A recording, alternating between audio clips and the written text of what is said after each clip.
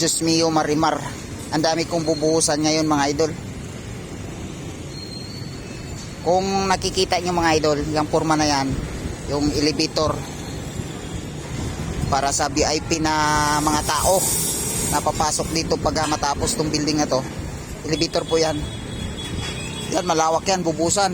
At saka yung para doon sa mga nakatira dito sa condo na ito pag matapos, yan, bubusan rin yan. At saka mayroon pa doon mga idol, oh. Yung forma na yan, pahaba. Bubusan din yan. Mayroon din doon sa likod mga idol, yung may tao. Yung tao na yan, oh. Mayroon ding bubusan dyan. Kahapon din nakapagbuhos kasi may rally. At ngayon to naka-schedule bubusan. Maaga daw itong bubusan ngayon mga idol. Sana maaga para hindi kami mapuyat. Kasi pag alas 9, alas 8 darating yung mixer. Sigurado bukas ng alas 7 hindi pa ito matatapos buhusan. Kasi malawak-lawak at malalim po yan mga idol.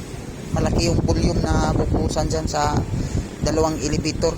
At saka yun, no, sa may malapit sa retaining wall. At saka may retaining wall pa dyan mga idol. Yan yung mga tropa mga idol, oh. Nagpupurma dyan sa ilalim ng slab. Sikip ng area namin dito mga idol. Kita mo yung space ng area namin mga idol, oh. Yung liftingan ng konkreto. Yan, yung bucket. Yung bucket na yan, oh. Yan. Yan lang yung space ng area. Pag pumasok nga yung sasakyan mga delivery idol, yung mga bakal, ang hirap ng pumasok dyan. Doon yung mga welder. Nag-iipon ng mga gamit. Grabing liit ng space ng area mga idol, oh. At yun lang mga idol. Happy morning sa ating lahat.